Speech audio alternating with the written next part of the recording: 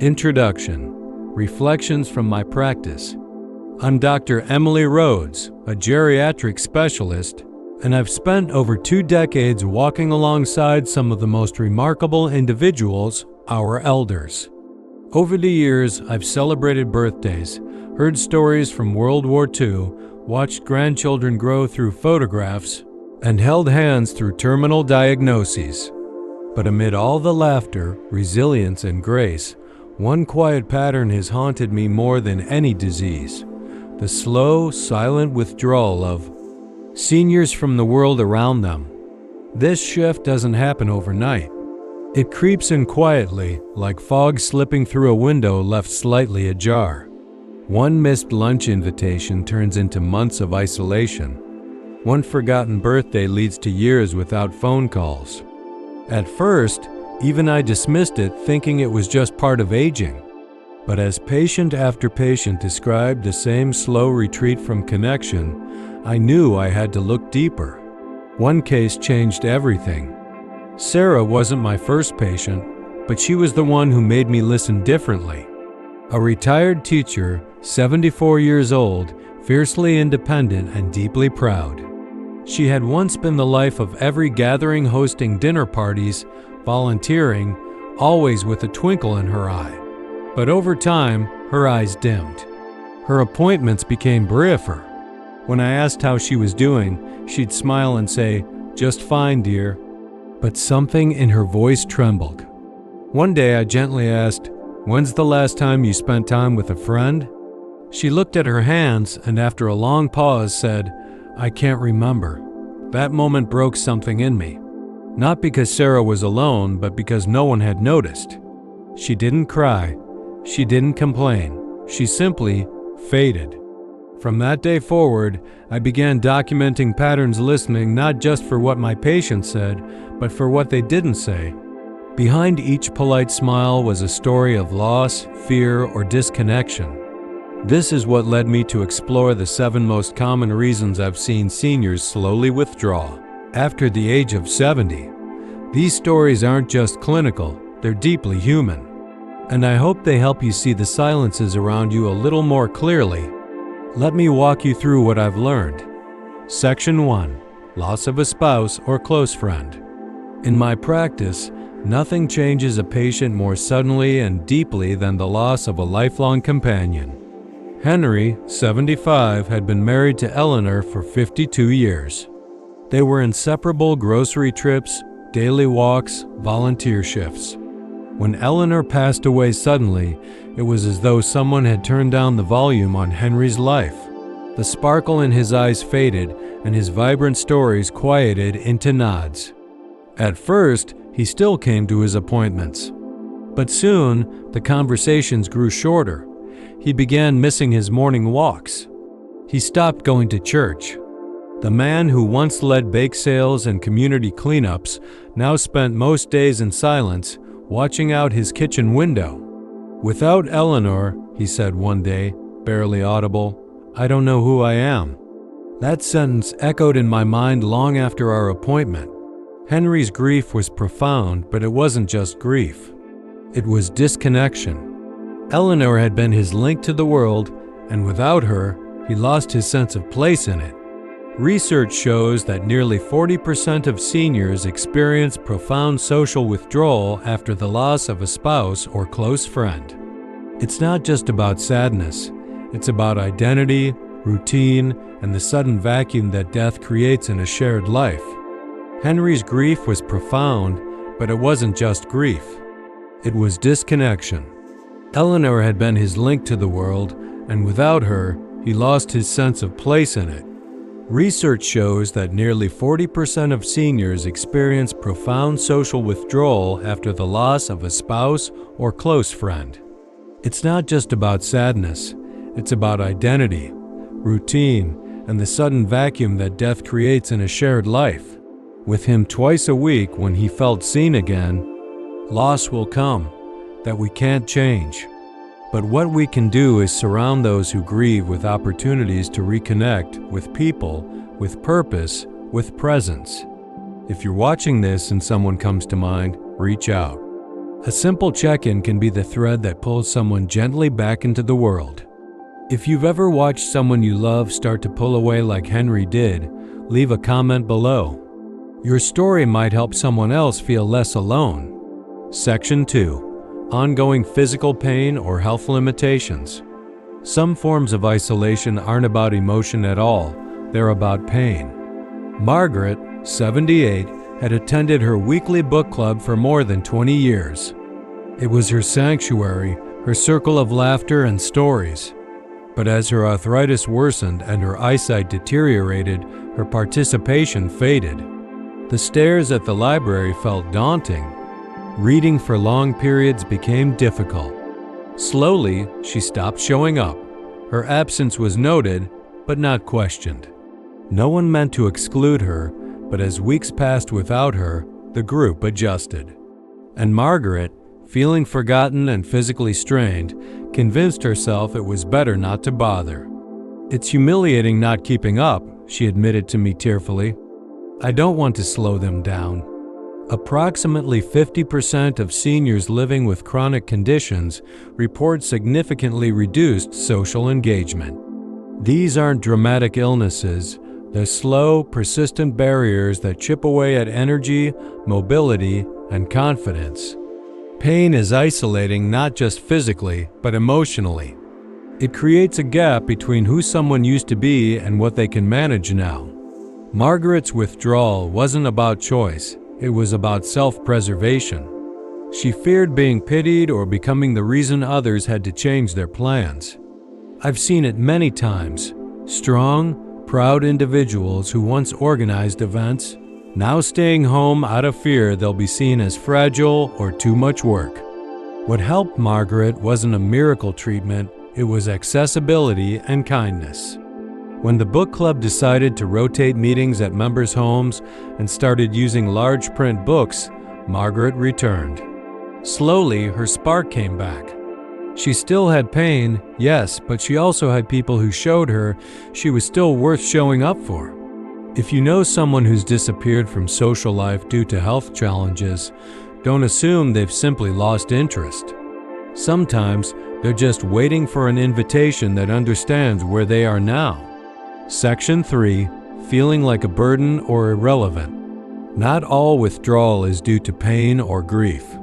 Sometimes it's about a quiet erosion of worth.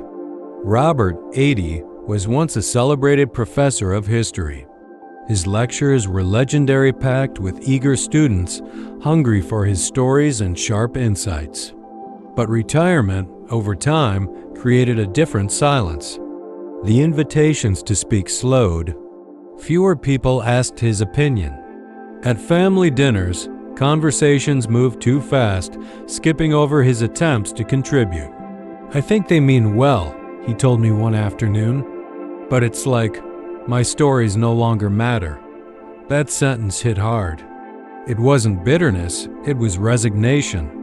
A sense that time had quietly pushed him aside. Nearly 30% of seniors report feeling ignored or undervalued in intergenerational conversations. They feel like relics of a past no one wants to reference anymore. The truth is, wisdom doesn't expire, but our culture often treats it like it does. In my work, I've watched brilliant minds retreat into themselves, not because they lack things to say, but because no one seemed willing to listen. Robert's withdrawal deepened when he overheard someone say, "Don't get him started on history again." He laughed it off, but later admitted to me, "That's when I knew I was done sharing." What brought him back wasn't a podium or applause, it was a high school student who needed help with a project. Robert lit up. He spent hours preparing, researching, explaining. And when that student aced her presentation and came back to thank him, Robert cried. "There's still a part of me that's useful," he said. "I just needed someone to ask." We often underestimate how damaging silence can be, not the absence of sound, but the absence of being sought out. If you know someone with wisdom to share, seek them out. Ask questions. Invite them to speak. Their stories are gifts. If this resonates with you or someone you love, drop their name or story in the comments. Let them know they still matter. Section 4. Disrupted social rhythm post-retirement. For many, retirement is a long-anticipated reward, but for others, it brings an unexpected void. Linda, 72, spent 35 years as a school administrator. Her life had been filled with hallway greetings, daily schedules, and meaningful problem solving. Then, seemingly overnight, all that structure vanished. At first, she enjoyed the slower mornings. But as days turned into weeks, Linda confessed, "It's strange I finally have time, but I feel lost." She stopped getting dressed before noon. She turned down lunch invitations. Her phone, once buzzing with messages, grew quiet. Approximately 45% of new retirees report increased feelings of isolation within their first year of retirement. Many don't anticipate the deep emotional impact of losing routine, identity, and daily interaction. The silence becomes deafening. In our appointment, Linda described her unease not as sadness, but as disorientation. "Without my work, I don't know where I belong." This isn't uncommon. Retirement can trigger a kind of identity crisis, especially for those whose self-worth is tied to their professions. They go from being a go-to person to someone with nowhere specific to be. What helped Linda was structure, not in the same rigid form as work, but meaningful routine. She joined a weekly community discussion group, started volunteering at a literacy center, and picked up a journaling habit. Slowly, her spark returned. When seniors lose routine, it doesn't mean they've lost purpose, it means they need help finding new rhythms.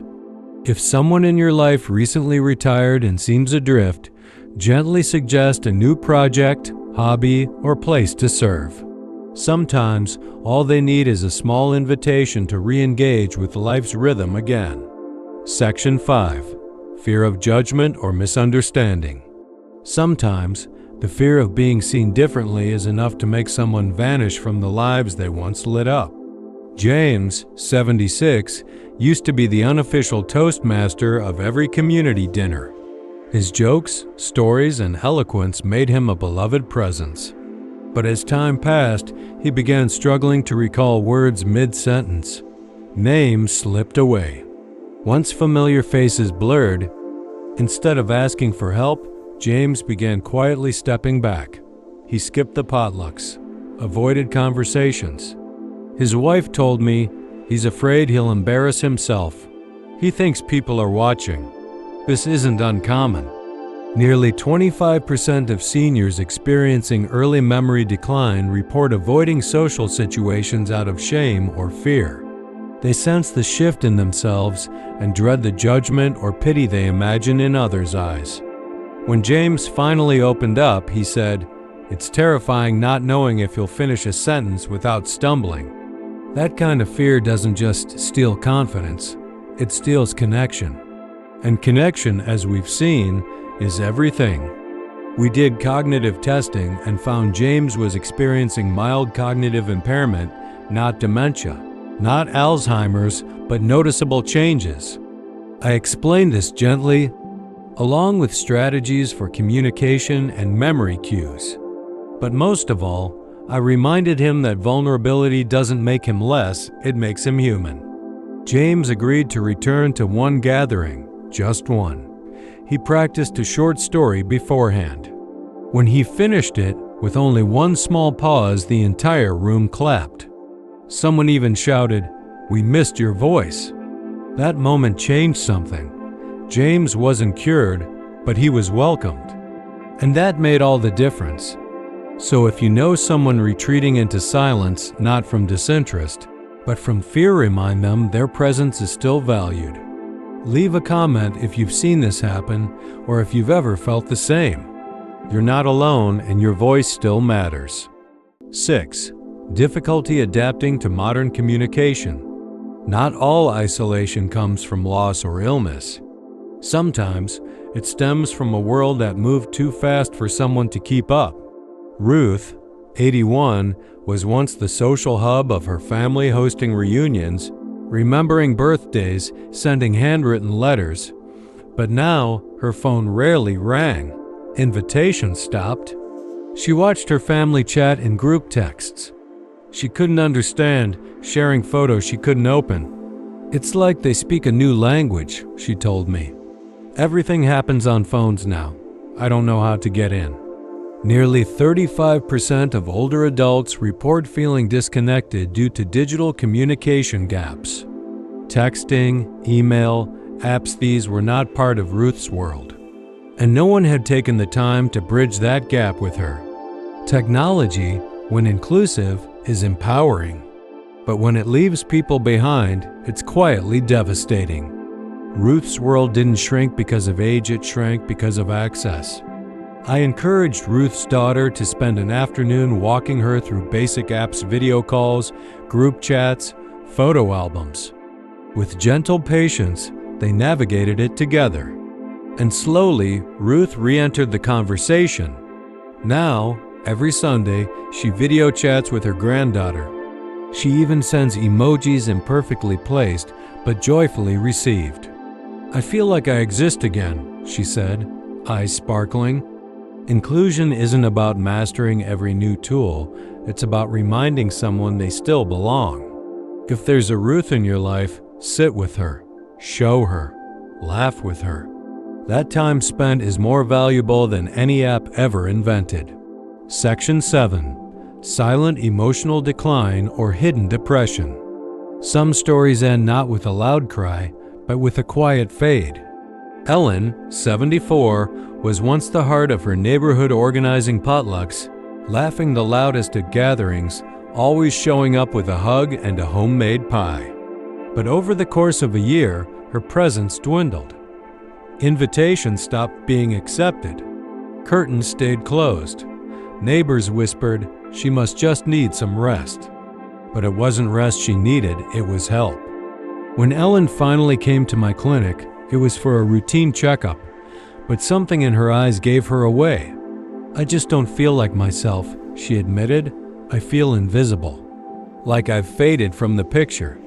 What she described was depression, one that nearly 28% of older adults experience, often misdiagnosed or dismissed as just getting old. Unlike the dramatic sadness we see in movies, depression in seniors is quieter. It looks like sleeping too much or too little, like loss of interest in small pleasures, like saying, "I'm fine," a little too quickly. Ellen's story reminded me how easy it is to miss these signs. Her family thought she was adjusting to retirement or slowing down.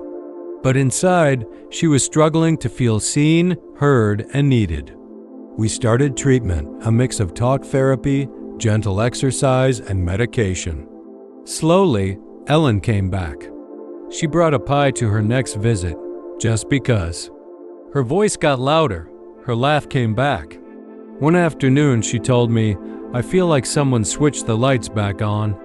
Ellen's journey is a reminder that emotional pain deserves the same attention as physical pain, that quiet doesn't mean okay, and that behind every closed curtain might be someone waiting for the right person to ask, "How are you really doing?" Let's not wait for the silence to grow deeper. Check in, ask again, listen harder. You might just change someone's life